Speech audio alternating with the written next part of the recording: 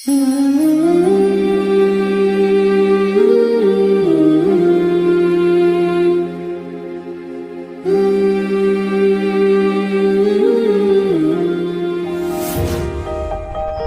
Tamat.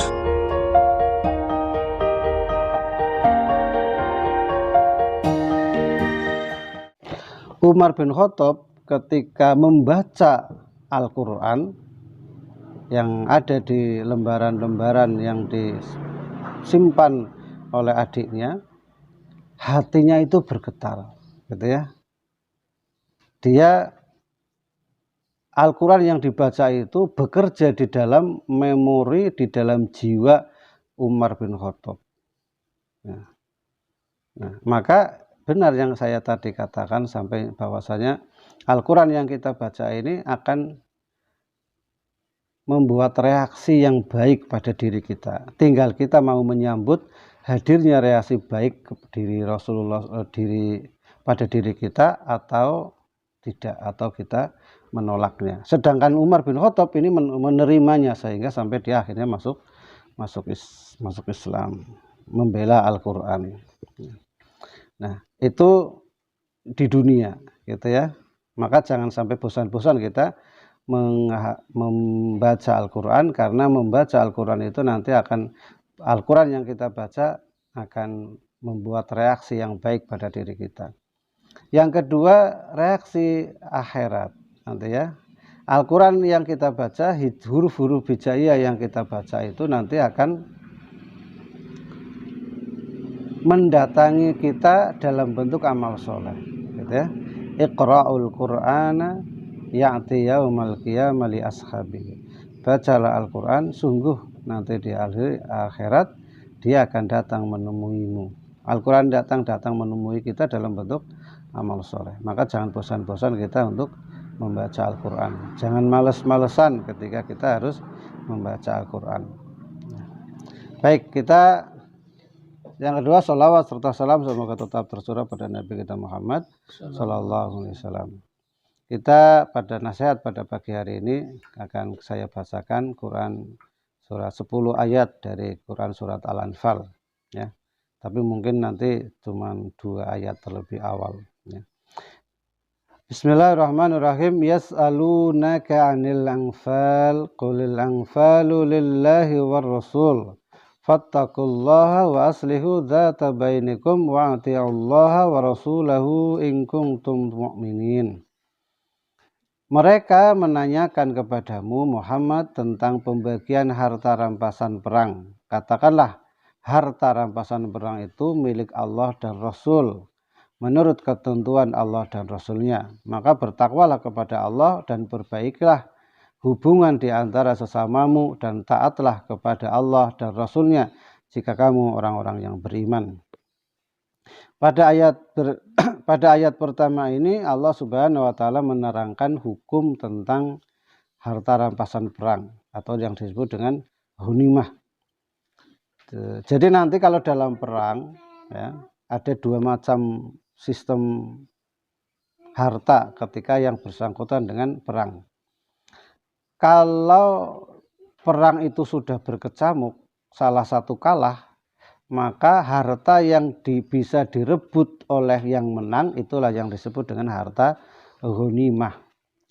Itu sudah melalui jalur perang.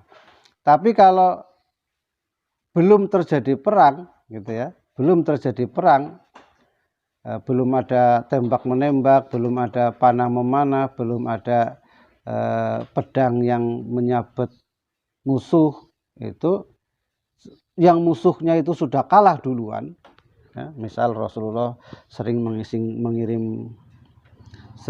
mengirim pasukan, yang pasukan itu membuat takut, jadi tidak ada perlawanan, suku yang diserang itu melarikan diri. Harta yang tertinggal itu namanya bukan ghanimah tapi fa'i, ya.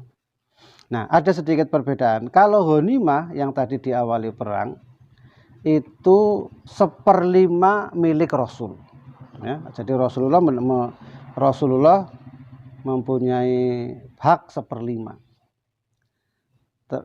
Terus Kalau fa'i itu seluruhnya milik Rasul. Nah, jadi kalau yang ada harta rampasan perang, nanti yang 1/5 diambil untuk Allah dan Rasulnya, berarti dalam hal ini ya untuk Rasulnya. Terus nanti yang sisanya dibagi kepada setiap pasukan sesuai, dan ini keinginan ini seberapa besarnya juga terserah Rasulullah SAW, gitu ya. Ya. Jadi Rasulullah itu sebenarnya orang yang amat sangat kaya, karena dari harta ghanimah saja dia mempunyai jatah 1/5. Tapi Rasulullah hidup setelah berperang, Rasulullah hidup sekitar 10 tahun atau 9 tahun. Ya. Tetapi Rasulullah meninggal dalam keadaan miskin. Karena apa? Bagian ghanimah yang untuk dirinya dia bagikan untuk kemakmuran rakyatnya, kemakmuran kaum muslimin. Itu yang pertama. Yang kedua, innamal mu'minuna alladzina idza dzukirallahu wajilat qulubuhum wa idza tuliyat alaihim ayatuhu zadatuhum imanan wa ala rabbihim yatawakkalun. Innama sesungguhnya al mu'minuna orang-orang mukmin, alladzina yaitu orang-orang yang idza ketika dzukirallahu disebut kalimat Allah atau disebut ayat Allah, disebut nama Allah, wajilat qulubuhum maka bergetarlah jiwa hati mereka. Jadi ini bisa untuk ngetes diri kita ya, kita muhasabah. Kunci sukses muhasabah ya jujur, gitu ya. Kalau terdengar kalimat Allah, kita ini bergetar enggak hatinya, gitu ya. Di dalam hati kita ini ada rasa gemuruh atau tidak, gitu ya. Nah, kalau ada rasa getaran-getaran ada pada diri kita, maka itulah tanda bahwasanya kita masih dalam lindungan keimanan kepada Allah Subhanahu wa taala. Ya paling mudah ya terdengar azan lah. Kalau terdengar azan kita biasa-biasa saja, nah, berarti kita musibah, iman kita sedang turun. Tapi kalau kita terdengar azan, ya, kita kok harus bergetar hati kita niatkan untuk bisa segera hadir untuk mendatangi panggilan tersebut, ya insya Allah kita dalam keadaan iman kita sedang dalam keadaan baik. Ya. Terus yang kedua, idza dzukirallahu wajilat qulubuhum wa idza tuliyat alaihim ayatuhu, dan apabila dibacakan kepada mereka ayat-ayat Allah yaitu Al-Qur'an, zadadhum imana. Ya.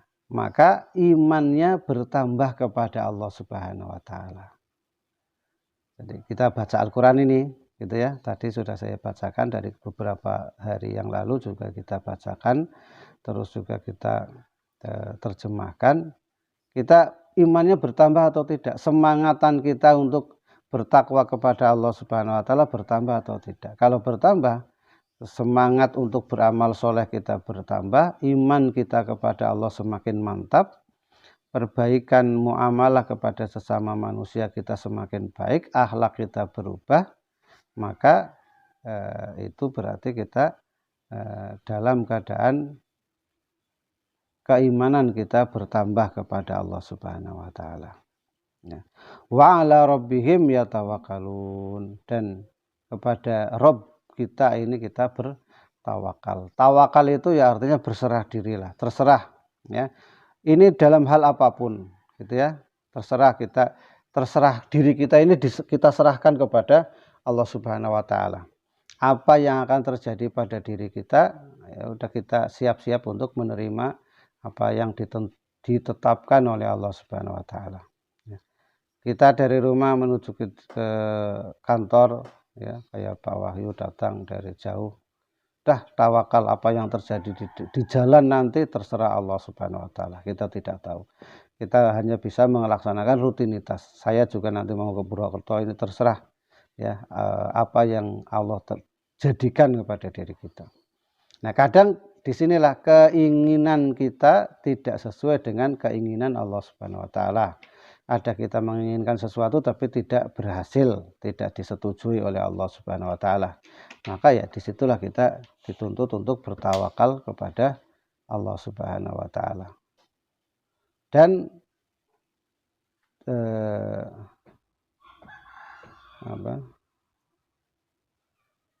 dan nanti akan kita pada ayat-ayat berikutnya nanti akan kita didapati ciri-ciri orang yang bertakwa kepada Allah Subhanahu wa taala. Mungkin ini pada kesempatan pagi hari ini yang bisa kita bacakan. Mudah-mudahan Allah Subhanahu wa taala memberikan pemahaman kepada kita dan memberikan taufik kepada kita. Subhanakallahumma wa bihamdika asyhadu an la ilaha illa anta astaghfiruka wa atubu ilaik.